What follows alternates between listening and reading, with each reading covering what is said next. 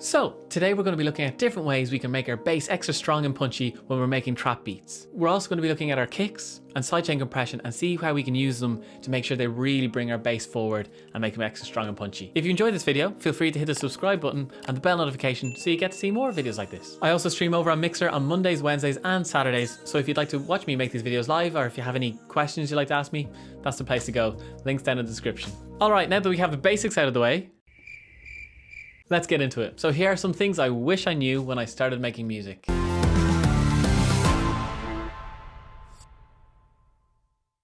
So what I'm going to do is I'm going to get a quick sample for drums. So we're going to get our somatics pack and we're going to have a little look at what we can make. Let's go with 130 BPM. So we're just going to check and make sure this isn't fixing and following. So let's just change our BPM quickly to 130 so we can match that. So we go to the top here, bring that to BPM, and now we're in time. All right. Now I wanted to fix and follow just in case we change BPM. We'll be perfectly in time. Okay, cool. So let's listen to our beat. I'll turn it down just in case our ears blow off.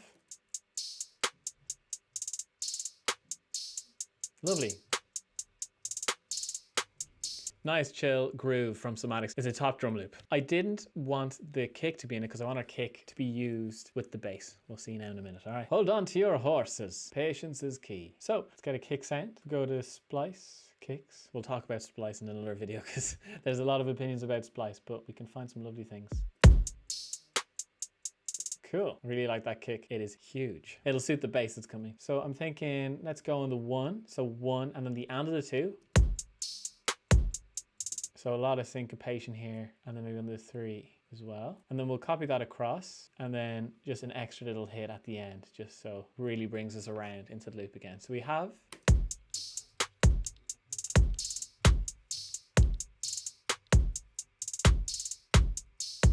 Cool. I'm not mad on the one that hits on the three, so let's get rid of that.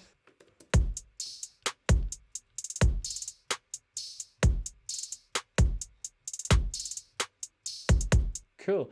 It's nice, but when this kick happens with this snare, it sounds a bit off-putting. So maybe let's just put that on the second beat and let's see how it sounds.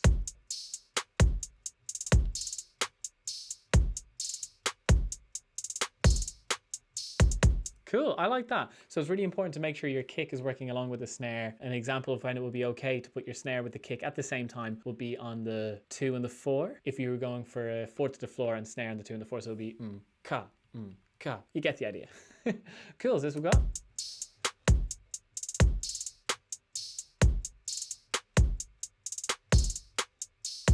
Cool, and you can put more beats if you want. But for the minute, we're going to leave it like that. Pretty simple, nice kind of groove and beat. So syncopation is when you put an accent off the beat, and having a nice bit of syncopation really propels the beat to move forward. When the first time you're listening to the beat, you can't exactly judge when the kicks are going to come in. You're like waiting for it, and then it comes in and you're like, oh yeah. And even if it's subconscious to the listener, they'll still be propelled forward by that motion of the kick being slightly syncopated or off time. Let's duplicate this kick, all right? And if we were to put the kicks on the downbeat, it'd be just a bit boring. So we just move these from off the beat to on the beat, feel very rigid. So this should be our rigid sound.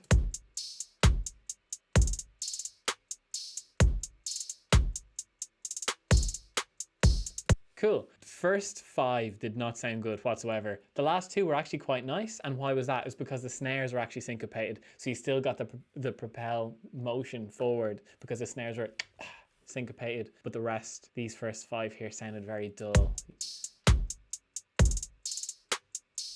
You don't really sound like you're about to dance, but let's go back to the original beat.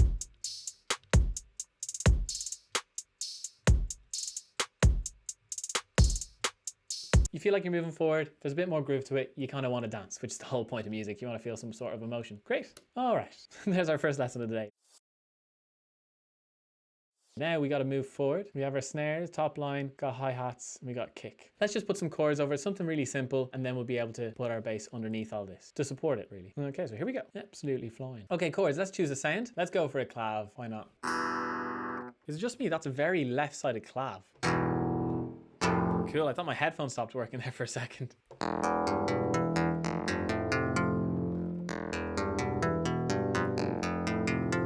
Cool, let's just go with something like that. Really simple, 2 chords, E minor, F major. Yeah.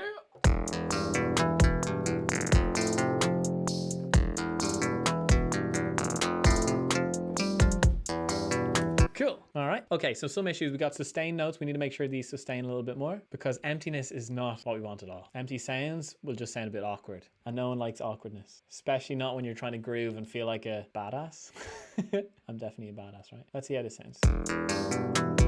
This hit is just too late. It sounds stupid. So we're going to quantize and we're going to fix the velocity. Now I'm going to actually mute the lowest note because I'm going to have a bass note hitting these notes. So we want to leave a bit of space. And what I might also do is just chop these notes at the very end so we have a bit of breath. So Command T to cut, and then we can snip all these. We want a little bit of silence at the end of the bar on the downbeat because you really have that sucked into the downbeat and you really feel it. Cool. See that? Oh, a bit of awkwardness here when these lads don't hold.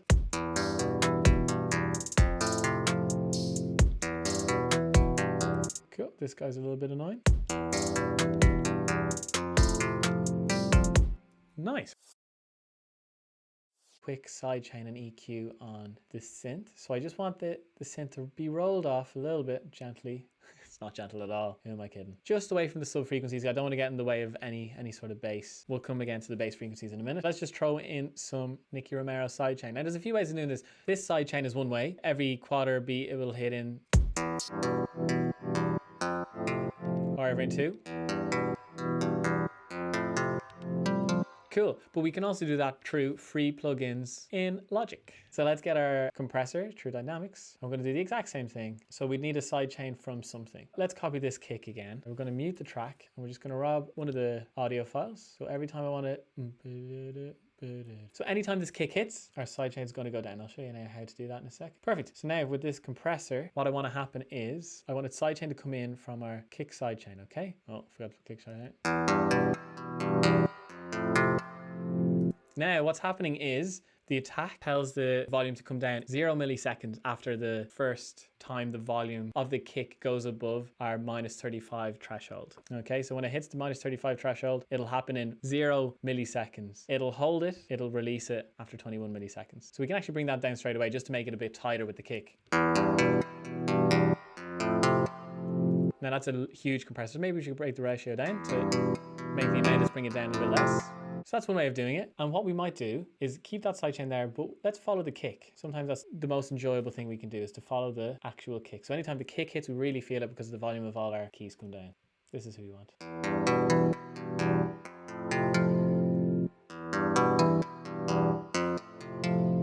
Cool. Nice. So make sure when you're doing this compression, a sidechain compression, make sure you hit the sidechain button. That's very important. Okay, so that's our sidechain done there for that.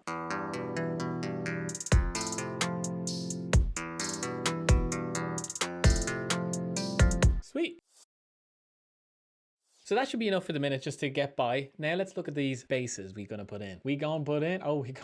So first things first, I have to stop myself saying I'm the realist. So in Logic, what do we go to? We go to sub bass. You get the sub bass preset in ES1. Go to synth bass, sub bass, and that's done so. Now let's actually get our release to 0. Attack. This is all personal preference. The attack doesn't actually make a huge difference because I'm going to put some sidechain on it anyway. We're going to leave them as they are for the minute. Cool. Now here we go. Sub bass, ES1. Click sub bass. And what we're going to do for the minute is we're just going to hold the root of the chords. So let's play that in. It's an E, then F,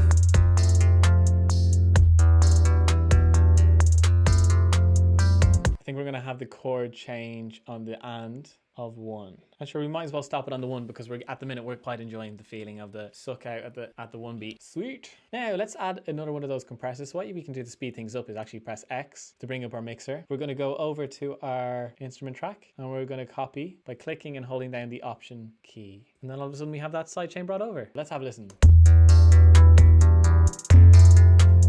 Absolutely amazing. Of course I joke, that's far too loud and it's also up an octave. Let's bring it down the octave. Too low. Now.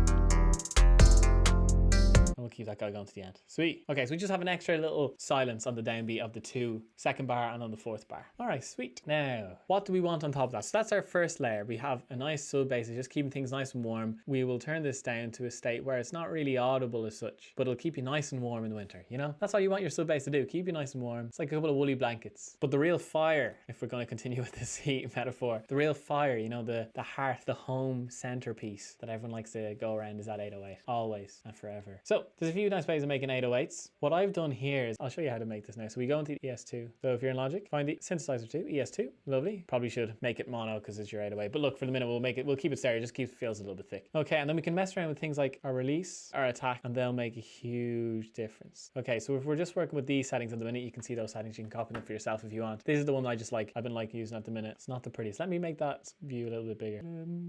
Now you can actually see what's going on. Sweet, that's way bigger. So let's see what we have. We have a little bit of distortion going in. Full volume, always full volume. Our tone is full to bright. We could probably mess around with that. Nice long release.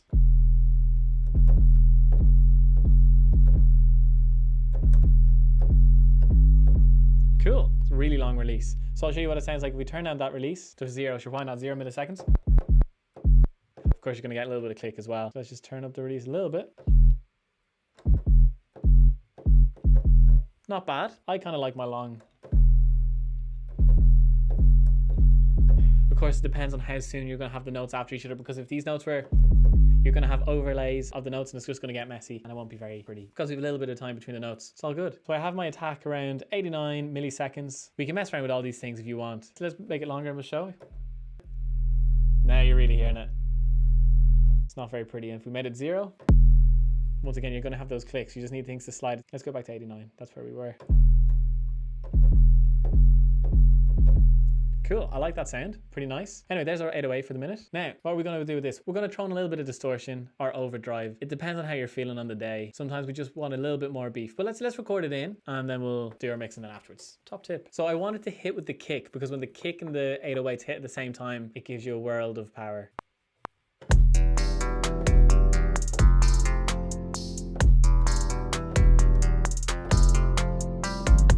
I could automate the release to be a little bit shorter on the very last one. Let's get all of these in time.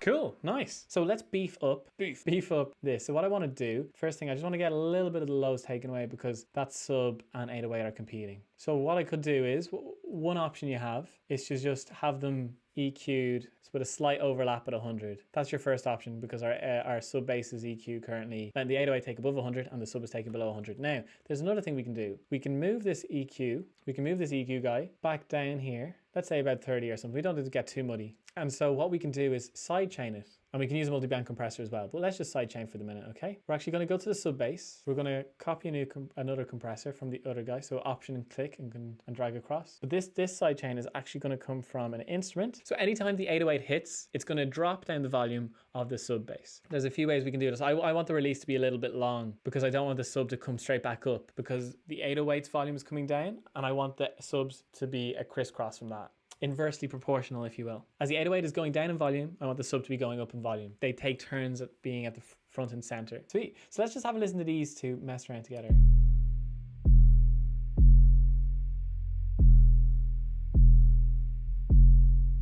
Cool. So you can just about hear there the sub increasing in volume as the 808 dies away, and maybe make the effect a little less severe by bringing down the ratio here in the middle.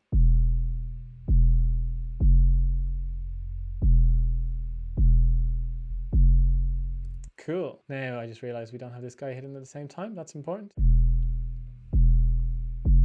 I'm kind of tempted to have a double G here. GG. I'm going to turn this guy back on so I can hear these notes. Going to make the release a little bit longer. Cool, it's nice. The 808 is a bit gentle and nobody likes gentle 808s, isn't that right? Everybody likes a mad, huge 808. So let's just bring down the volume a little bit. And what we're going to do is, my personal favorite trick is just to give it a bit of overdrive. And Logic has a lovely overdrive. Bring up the tone and we're going to give it a little bit of drive.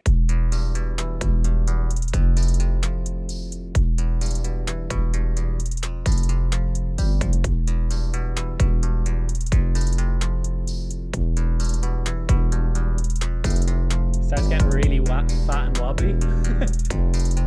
So it depends on what your personal preference is. Cool. What I'm actually do is turn down the attack because I feel like it's a little bit gentle.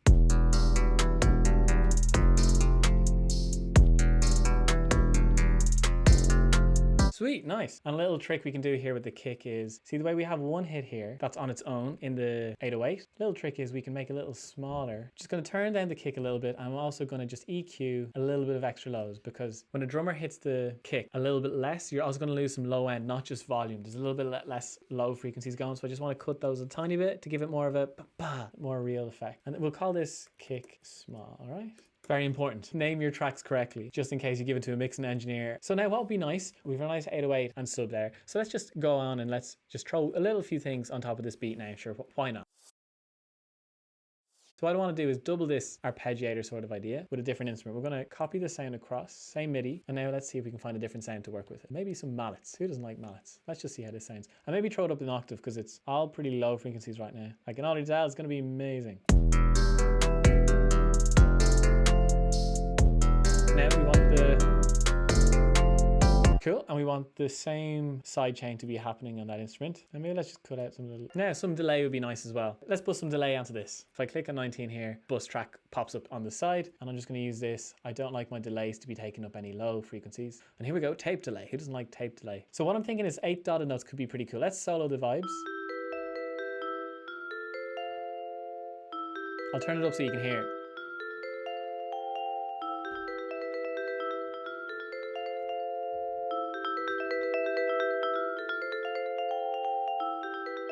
Nice bit of just extra rhythmic complexity thrown in for the fun, and it just makes things sound a little bit more interesting. And we could do the same with the coda clone as well if we wanted to.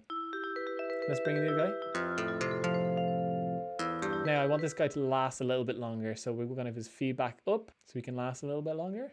You thought it, I didn't. Now 808, here we go. 2, 3, 4.